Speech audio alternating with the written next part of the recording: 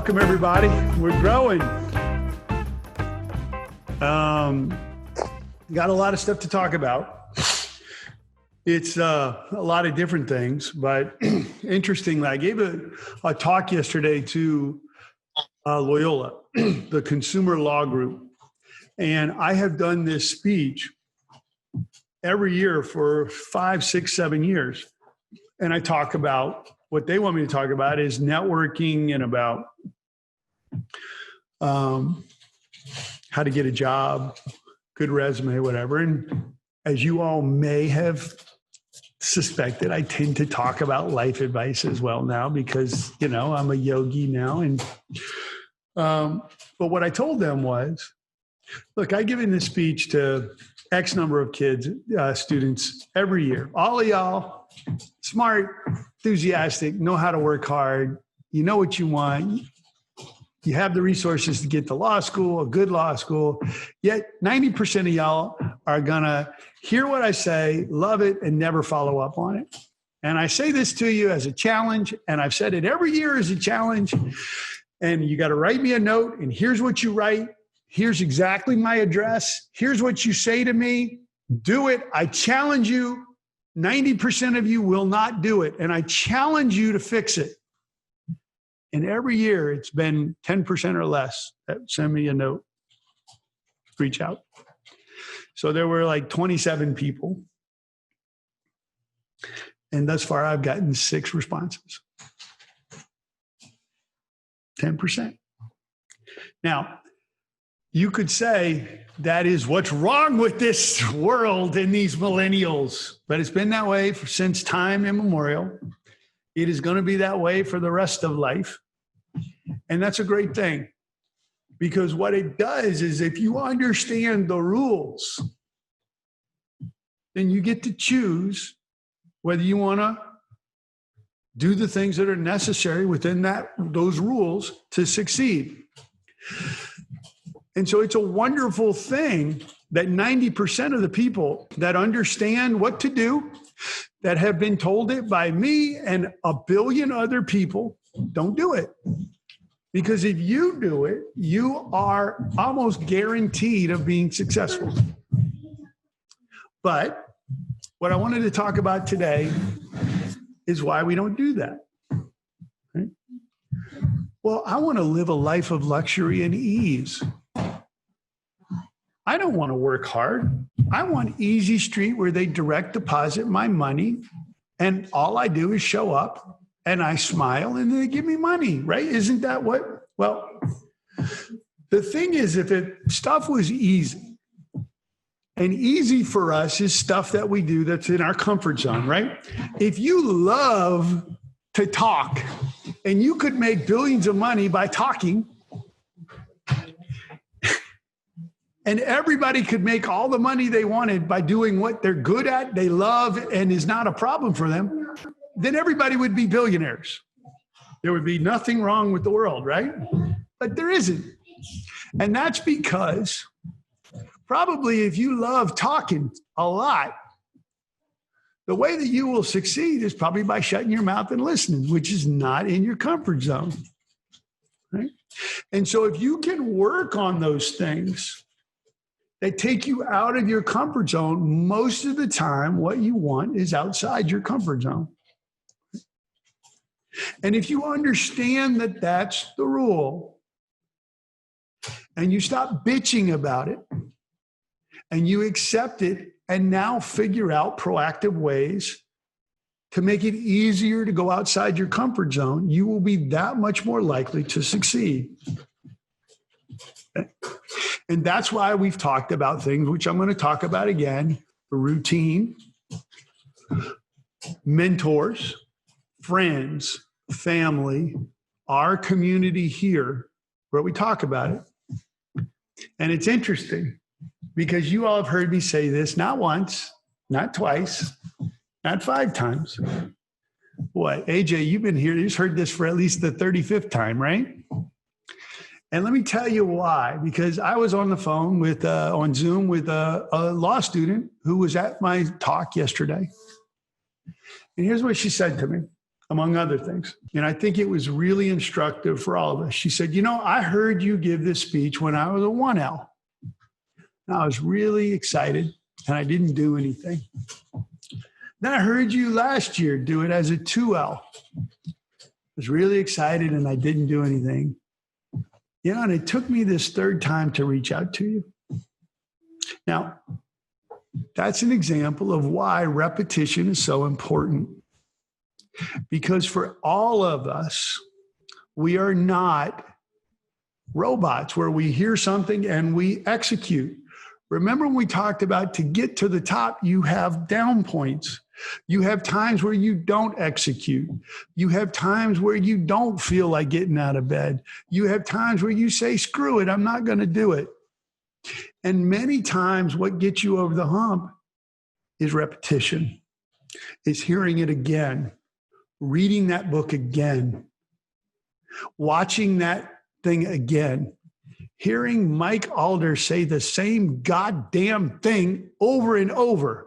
And at some point, it sticks. So I'm not going to talk about the same shit all the time, but I am repeating myself for a reason. Exhibit A is that law student that I just got off the phone with about an hour ago. It took her 3 times to hear what I said, and then she did it. Now, what is she doing now? We've set up another Zoom next week. But I wanted to say the second thing that I learned when I was talking to her that was really good. And we started talking about what is in her thoughts. And she was really ahead of the curve. But you know what she said? And this is I wonder if this resonates with anyone. She goes, I'm clerking for a PI firm. It's pre-lit and I really want to do more. I want to litigate. I want to have more opportunities in my life, in my practice. But everybody seems like they're so much better than me. Everybody seems like they got their shit together. Every time I go and I look, they seem more accomplished. They seem smarter than me. Does that sound familiar? Does that happen to all of us every time that we look on Instagram or Facebook? Or God forbid, we heard LinkedIn today is doing stories now. God, well, that's all we need is another freaking social media to make us feel like crap. And so I want to repeat what I told her. And I said, look, I get it, really. I get it. Everyone in the world has compared themselves to somebody about everything from how you look, to how much money they have, to your career, to your family, to your kids. How many parents compete for whose kid is better? Well, my kid scored 3 goals. Well, my kid scored 4 goals. I mean, it happens in every part of our lives. Bro, our whole life. Your kids are competing with other kids. Which baby's cuter? Valentina's the best artist ever. Right? It's a part of our lives. And what I told her is what I'll tell you, which is help me. And I have started to let go of that comparison because I realized that if I judge myself and what I'm going to do and my motivation and my decision to execute or not based on comparisons, then I'm doomed, because there is in anything that I compare myself to somebody who's better at it. 100%. There is somebody stronger, faster, smarter, better looking, richer, more connected. You name it. There are people out there that will beat you at it if you compare yourself. So understand that if you measure and act based on your ability to beat someone else, it's going to be a tough life because there's always somebody out there better. Always. And so what I've been able to do that works for me is over time, I got over myself. Do I like to do I like to hear myself talk? You all know I like to hear myself talk, right? But you take it with a grain of salt, right? I used to when I was younger be goddamn proud of the fact that I was the trial lawyer, There are so many better fucking trial lawyers out there than me, but I don't give a shit anymore. All I care about is doing the best that I can do for my client. But it took me about 15 years to get over myself on that. Right? Now, a lot of people never do. And they live their lives, and there's that pull. But one of the things I would start to recommend, I know I've said this before, is understand that comparison only goes so far. And really, all of us have at some point to make a decision in the 30,000 or so days that we have to live, a choice. You can live decisively and choose how you want to live, or you can let life make decisions for you. And a lot of times when we let life make decisions for us, we're not happy, we're not joyful because we don't have X, because we're not as good as somebody else, because their Instagram post was better, because their kids are more pretty or speak different languages or are better athletes or whatever. If you try to flip that switch, I have found for me, living decisively gives me joy. Not happy all the time, but I am joyful, right? So I say that because I just saw that in a 20-something-year-old law student who's grappling with it. And every one of us has grappled with it. Probably every one of us is still grappling with it, right? But that's what life's about. So living decisively is something that, that I have chosen to say. Now I've got about 11,000 days on average probably in my life left. And I'm choosing to live them the way I want to live. That's why I moved to the Valley. I got out of West LA because at some point I said, I don't really like living here. I don't like this. Oh, but Mike, you got an 818 phone number now, man. I'm like, I don't give a shit anymore. I'm going to choose to live my life. But you know what?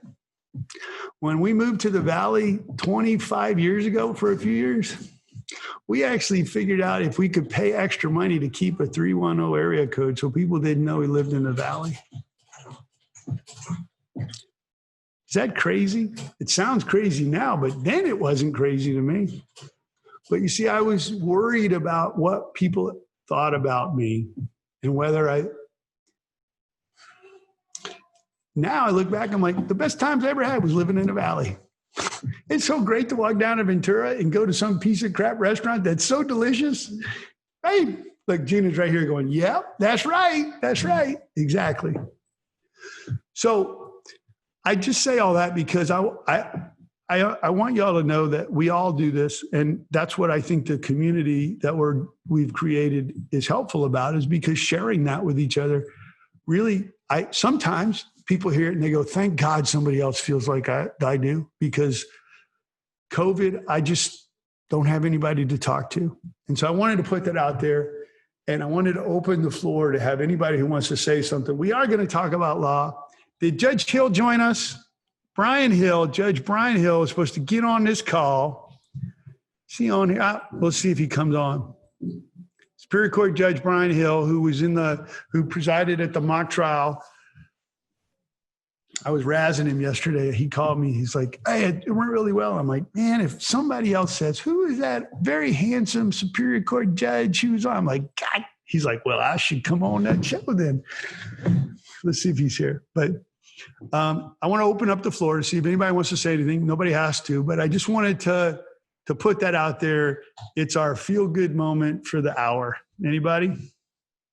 Mike, I want to say, it's Chris here. Can you hear me? Yeah. Hey, Chris. I want to say it takes a lot of guts to say what you just shared with us, and we all go through this, and it's really impressive that you're honest with us. It makes us feel better about things too. I really like that. I think it's a big deal. Well, thanks. Yeah, this is Charles, and I want to say, the same thing. And we all go through the same thing. And interestingly enough, that's how I found this community. One day I was going through COVID, like there's a million questions going on with me, myself. And I found those videos on your site and you were talking about, being high and being low, that you've been there and having these things just about feeling good as a professional. And a lot of times in this profession, there's a lot of posturing. And so you're never sure if you're talking to someone, if they're, being direct or giving you good information. And so, I think that's great that you shared that with us. Mike? Hey, Mike. Yeah. This is Brian Cardozo. I have 2 points. Number one, there's nothing wrong with the Valley. The Valley's great. So I didn't mean to start. Embrace the Valley. Number one. Yeah. And number two, I'd say for those who are listening, I don't know all of you, but I started listening, and I've been practicing a long time.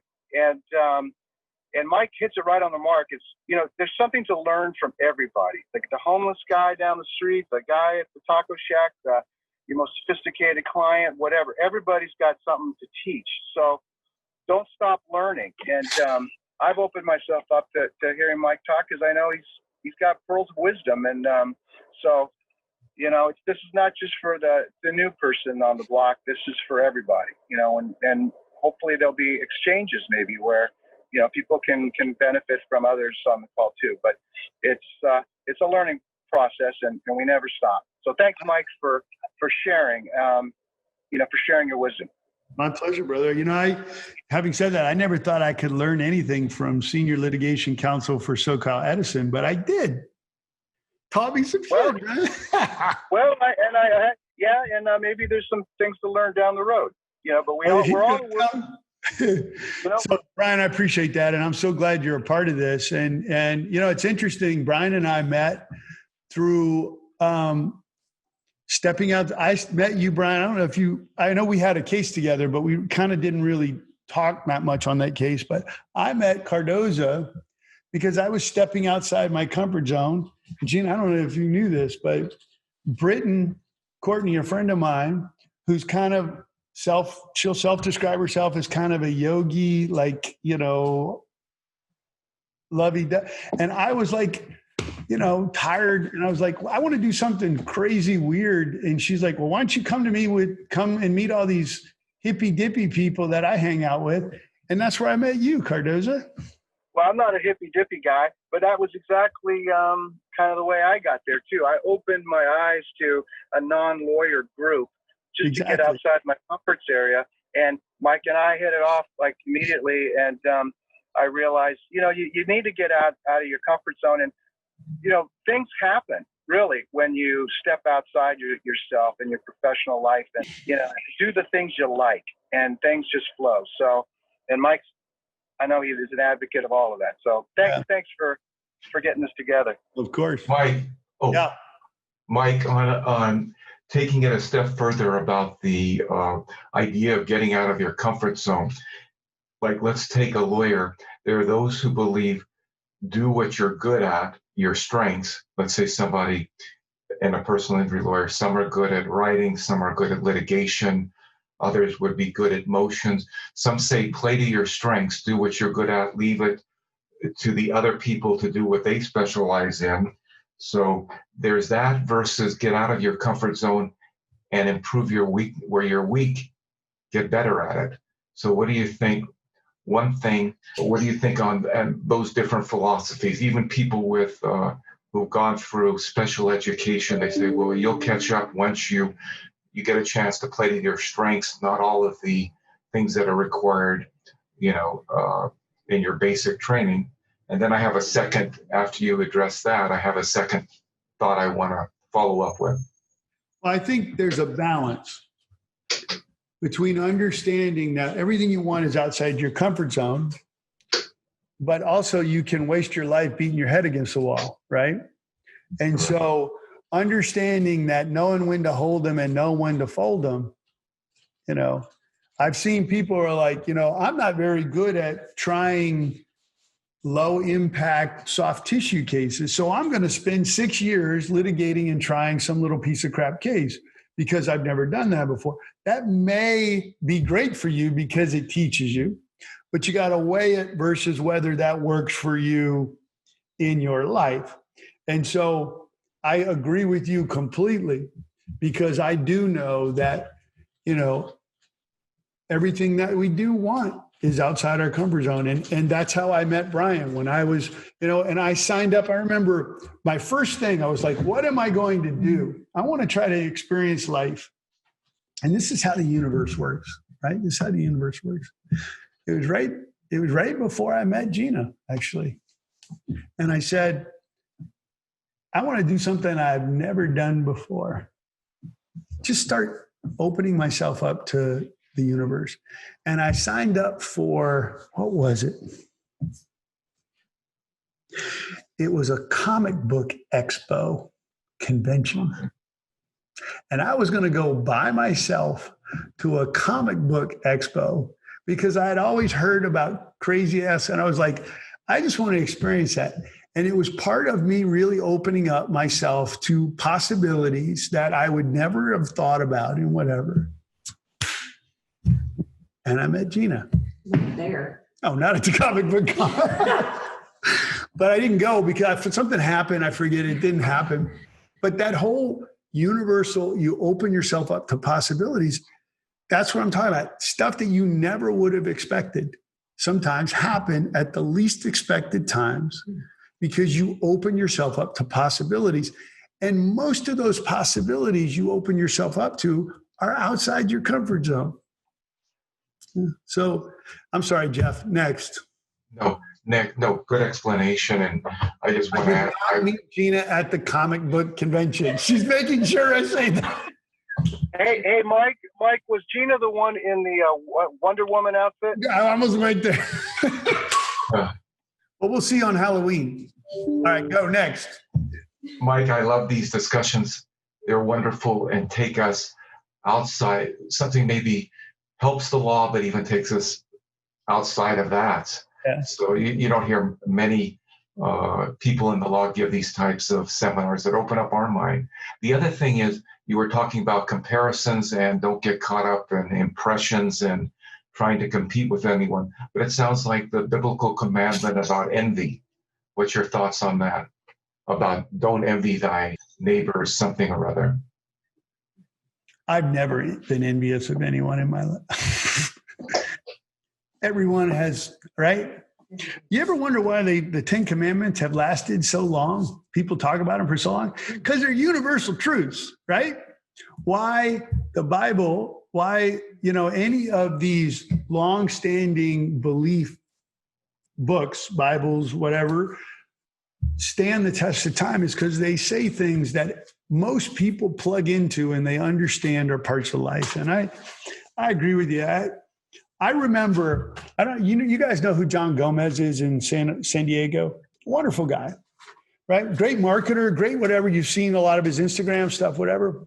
I remember when I had just become, gotten on the map and I was this young whippersnapper, just won Trial Lawyer of the Year, and people in the state organization wanted me to run for president of CAOC. And they're like, and you got to meet the Mike Alder in San Diego named John Gomez, because he had just won Trial Lawyer of the Year in San Diego.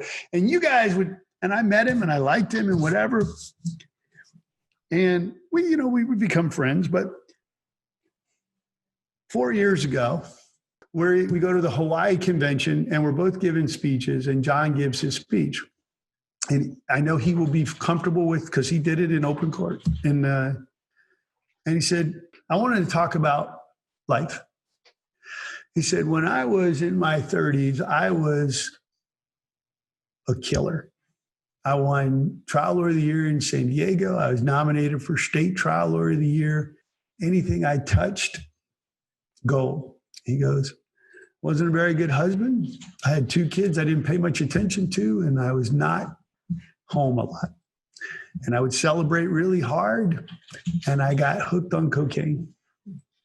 It got worse, but I was winning, so it was good. And then he said, And then I was all that in San Diego.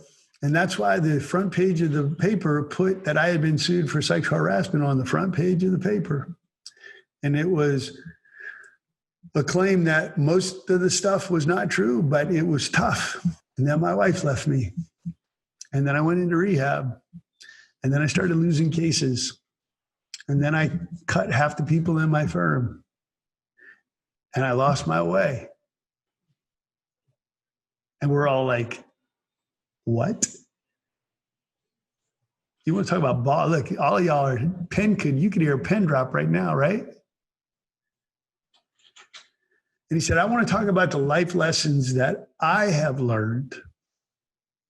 And it boils down, let's see if I can remember 5 things. Is that I rebuilt my life. And what I've learned is that if you can find God, if you can find love, if you can get sober, if you can take care of yourself physically, and you take care of your own house and you don't worry about what your neighbors are doing, you'll be pretty good. And he is exactly right. Now, when you say find God, it doesn't have to be a particular God. It doesn't even have to be a God. It can be a belief. It can be spirituality. It can be karma. It can be the universe. It can be something that grounds you, right? But we've already just talked about it. Worry about your own house, not what your neighbors are doing.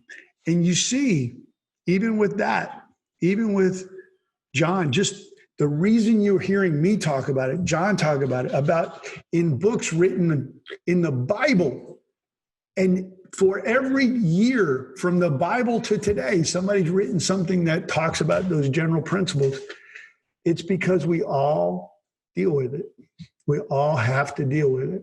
And when we look at down the road, and my chicken is now beautiful and big, but now I'm upset because my neighbor's chicken's a little bit bigger. That's not a great way to live, in my opinion. I could be thrilled about the size of my chicken, or I could be upset because it's not a little bigger than the neighbor's chicken, or whatever it is in our lives. Isn't that interesting?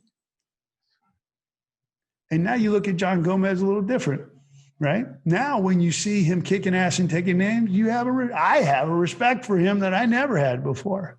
Not that I didn't respect him. And it's funny, when I meet people,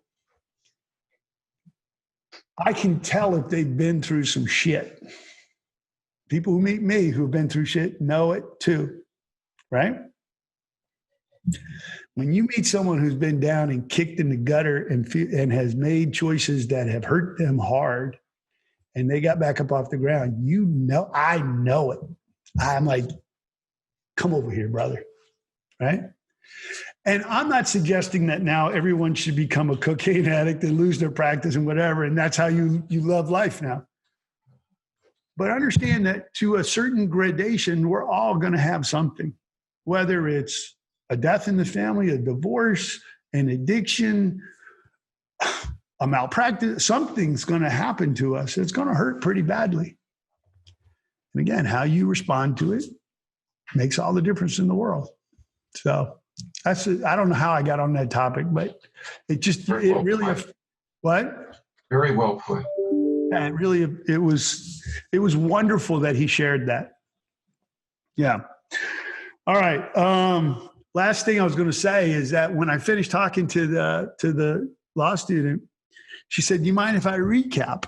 Because I had talked about language and changing your own. And I said, "Sure, of course." She goes, "I just want to make sure, I just want to know that, I know that I am the problem and da-da-da-da-da." And I said, "Now stop. Exhibit A.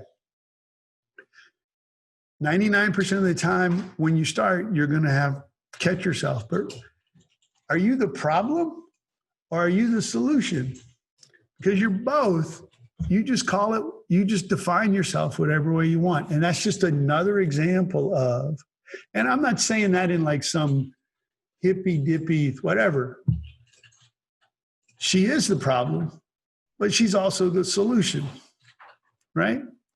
And whatever way she defines herself is going to make it harder or easier for her to move forward.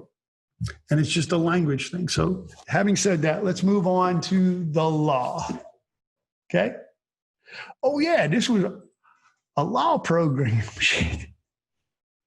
So I want to talk about something that just happened to us yesterday in the firm, and this morning I did it. And I want to tell you why the litigation guidelines, I believe, when you adhere to them, set you up for good things. And we got a case, and I don't know, Miguel, are you on here, Custodio?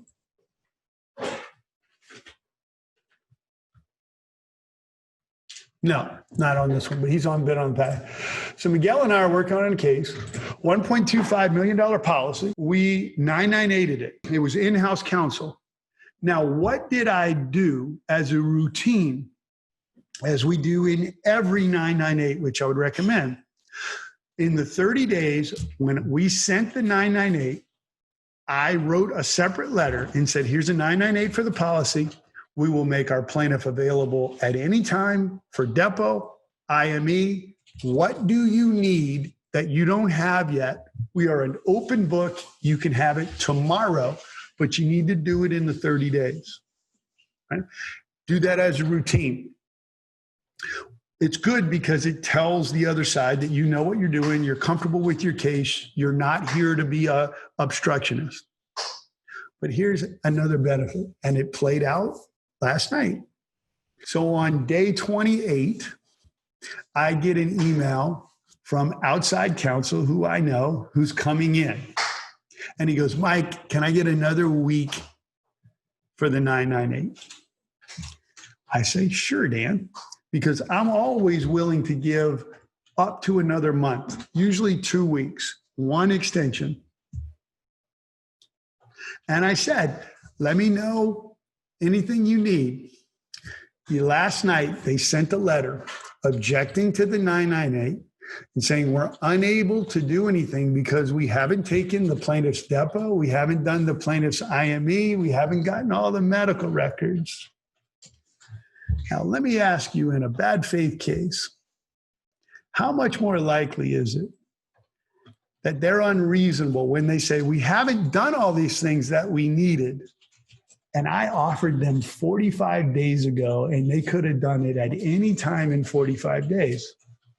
But do you see that if you routinely adhere to these litigation principles, that it makes everything more likely? So we have opened that policy 100% because, in fact, they told us that what they needed to evaluate the case is what I said I would give to them on day one of the 998, and they chose not to do it.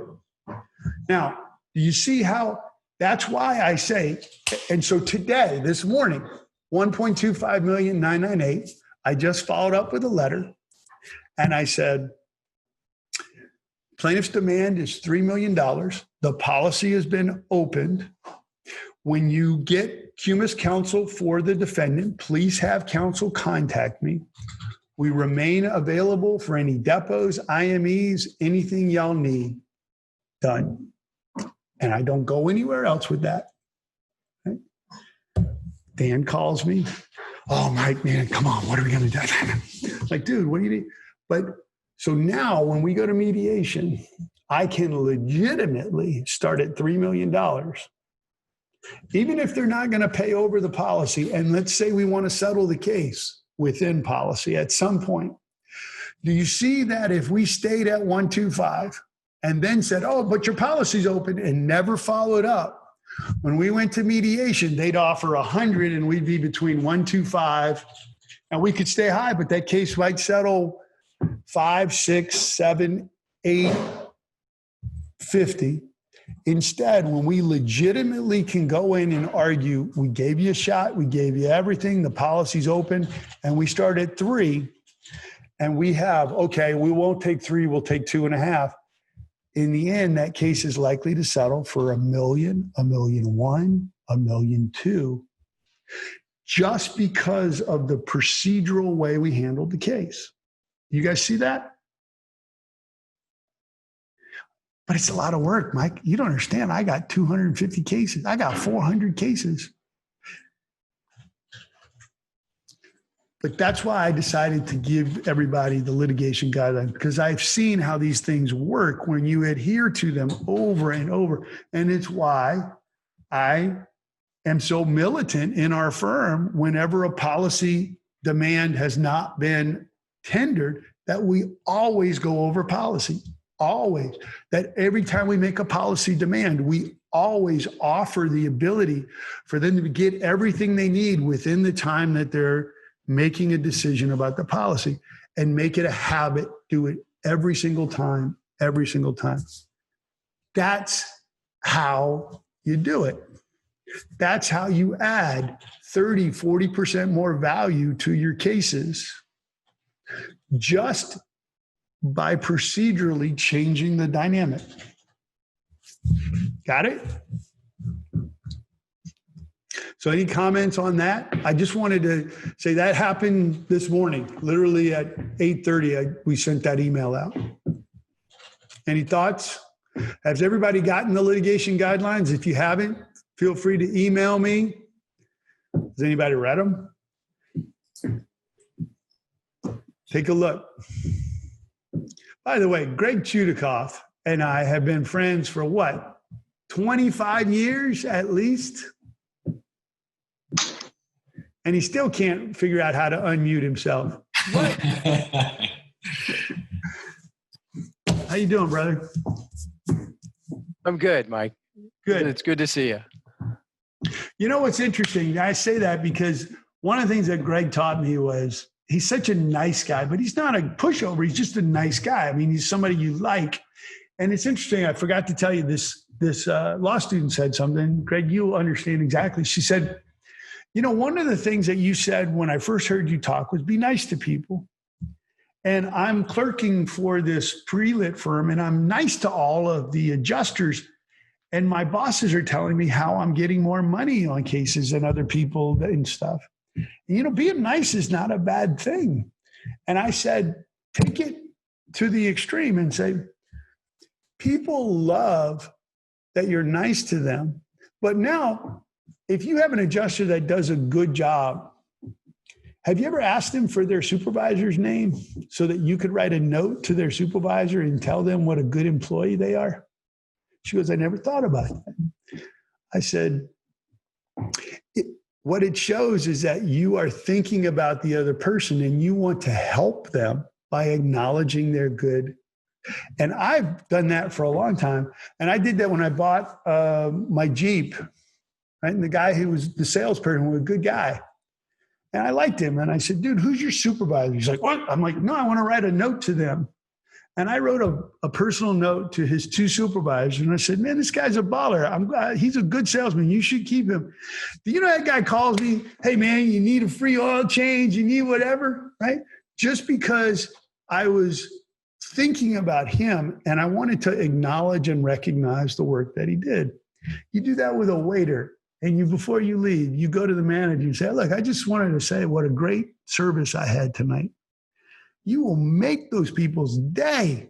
Now, I'm not saying lie, but how many times have we been pleasantly surprised by service, by people who have helped us, have been nice to us? And if you just took an extra 5 seconds and acknowledged it to their supervisor, it would change their day, their life, their week, whatever. So think about that. She's like, yeah, that's a good idea. And I said, the reason it's a good idea is because what you're doing is you're acknowledging that person. You're stopping thinking about you and you're thinking about them. And if we just did that more often in our lives and our practices, we would be amazed at the difference. And I just want to say, Greg Chudikoff has been doing that. I remember that, bro. When I was a young whippersnapper, you really helped me. And I appreciate that very much. You and your partners. I'm not sure who helped who, but very kind words. Thank you. And he's a good looking man, especially with his beard. When you get that beard too, you're a good looking man too. Right. Thank you. Next thing, are we doing okay on time? Everybody all right? Yeah. So I want to remind everybody, if you go on to Alder Talk YouTube channel, we now have all 3 parts of the mock trial that we did on the YouTube. We filmed it together. And if you all haven't heard about it already, I'll just tell you. We got Riverside gave us the rules on remote trials, and everybody was complaining bitterly about all the problems that it would create. And Gina overheard us. She's like, well, why y'all just do one and see how it goes? And we're like, that's a great idea. So we got Judge Hill, Brian Hill, a real judge, and Mike Schoenbuck, a very good real defense lawyer. And Jennifer Burks in our office put together a whole fact pattern and we did an entire from voir dire through closing with 4 witnesses, a defendant, a plaintiff. Mary was the defendant. She was very believable as a defendant, very shifty looking and very difficult to deal with. And Chiaffi was the beautiful plaintiff right? And then we had a plaintiff's accident reconstructionist that I did direct and Schoenbuck crossed. And then we had a defense doctor that Schoenbuck did direct and I crossed. We did closing. We filmed it together and then we put it online in 3 parts. But now if you want to watch, you can watch the whole trial if you want. It's very interesting. And I would just tell you that kind of the summary of what we got was it turned out to be a lot more doable than we all thought. It was much more viable and realistic and fair than we thought.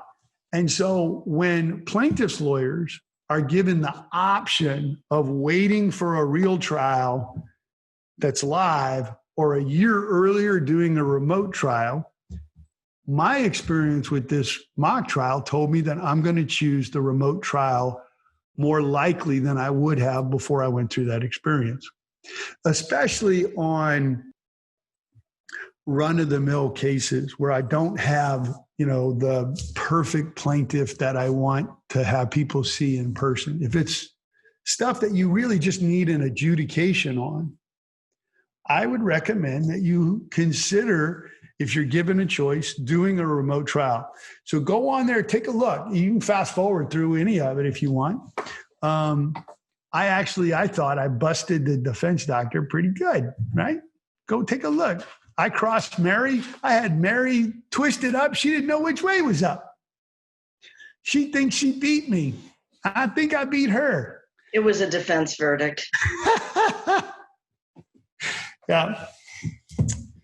Well, it was funny. The judge, all the jurors were friends of mine, right? And the judge, when he was doing his pre-questioning, he didn't really know that. And he goes, does anybody know any of the lawyers in this? And all 8 of them were like, I know Mike. We're like, Judge, just move on to the next question. It was fun.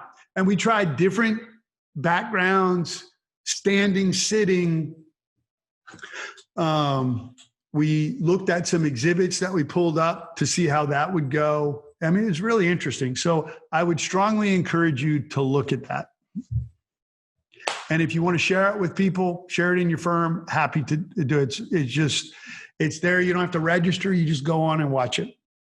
Next, Rita, I hope, had sent everybody a link that I saw on the Morning Brew, the financial link. I just want to say, one of the things I've given out in addition to the books that I have done, in addition to the Chop Wood, Carry Water and some of the other stuff, is The Richest Man in Babylon, which is written in the 30s. And it is one of the best, if not the best, financial advice book, wealth building books that I've ever read. It's a very, very basic parable, and it has 10 or so basic financial principles. And when I saw that on the Morning Brew, which is basically a bunch of hyperlinks to good articles on basic financial information, I just wanted to share it because I know that everybody is, Warren Buffett. I get it. We're all Warren Buffetts, right? I know we've all picked the stocks great the last 2 months, right? You could have thrown a dart and picked a good stock in the last 2 months. But basic financial wealth management, financial planning, business strategies is not very well known. It's stuff that's taken me my whole life to try to learn. And it's something that I think that if we taught kids in school, that everybody would be a lot better off. And it's one of the reasons Gina and I are writing a book about basic life skills for young people. And a lot of it is stuff like FICO scores and how to open a checking account and stuff that we all kind of know about. So I know that we sent it out and it says beginner's finance. I wish you didn't say that, because a lot of people don't read it because they don't want to admit to themselves that they're a beginner. I read it and I was like, shit, I don't know most of this stuff. It was very helpful. And I'd recommend that you guys peruse it. I'd recommend you give it to your kids.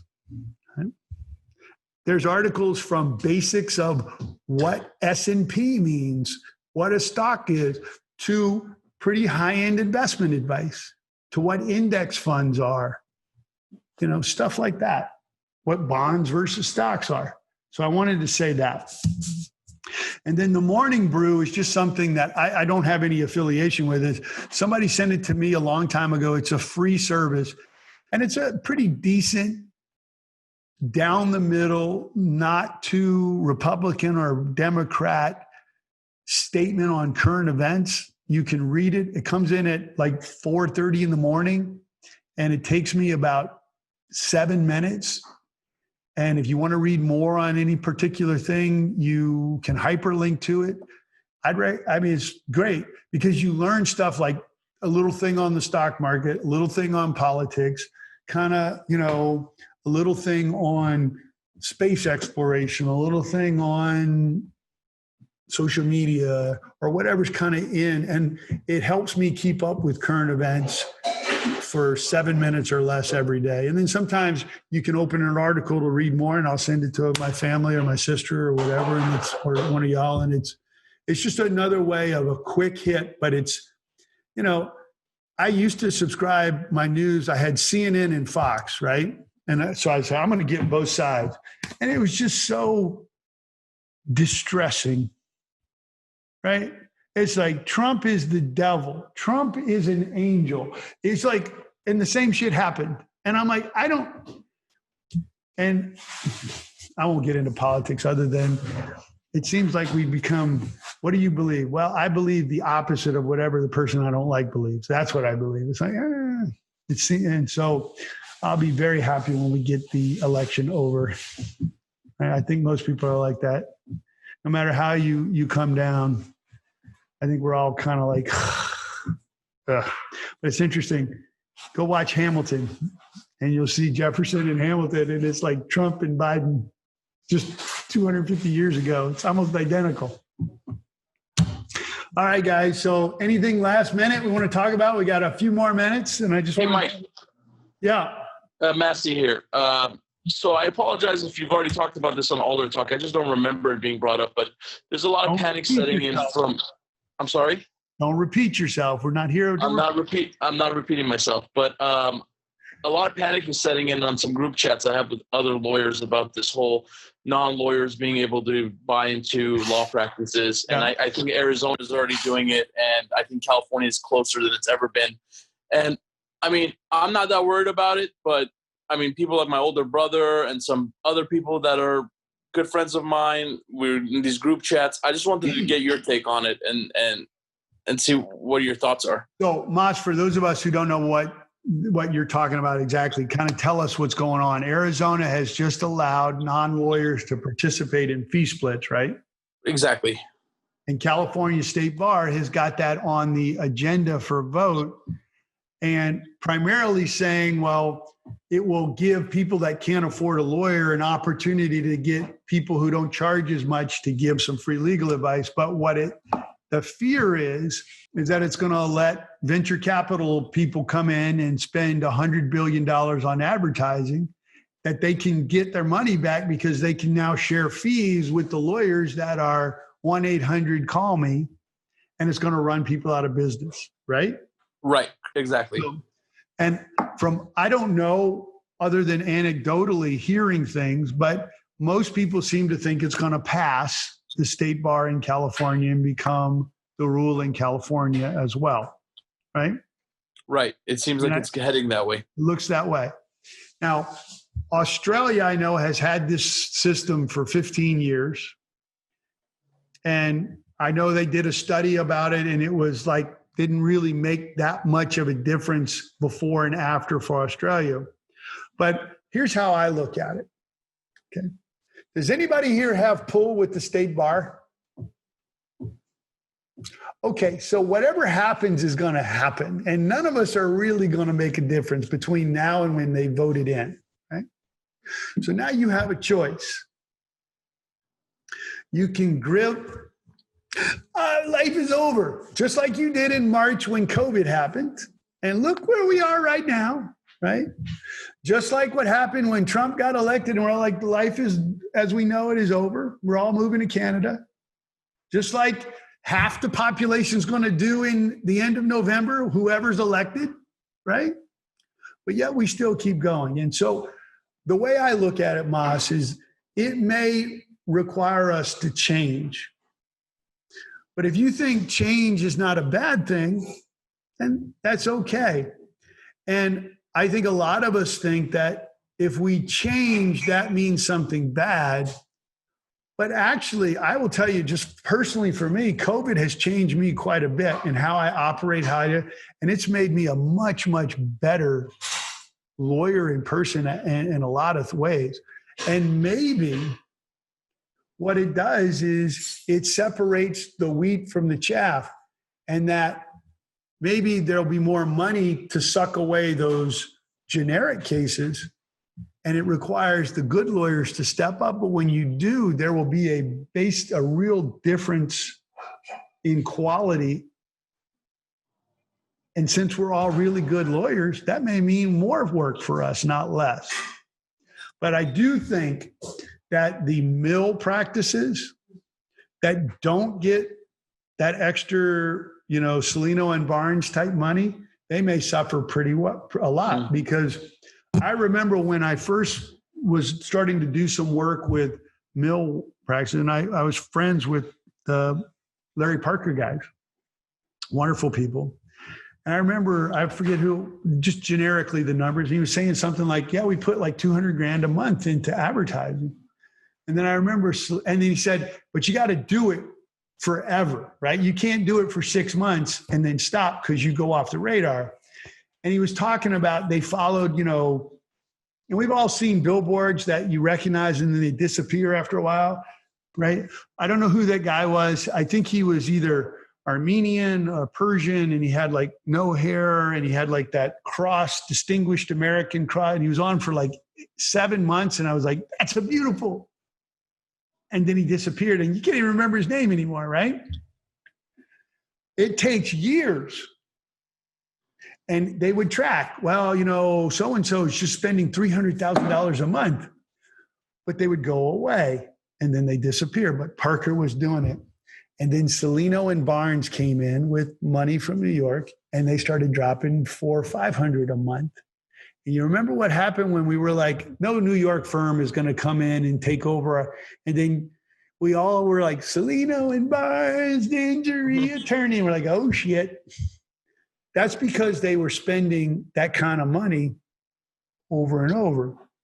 And then now you look, you got Sweet James, you got Jaco. How many billboards are there now? I asked James Bergner, my Sweet Jam, I'm like, why are you spending so much money? And why is everybody spending so much money? And he said, if you understand that LA and Orange County is a huge market, that getting 2-3% different market share of a big pie is a lot of money. And so it's worth it.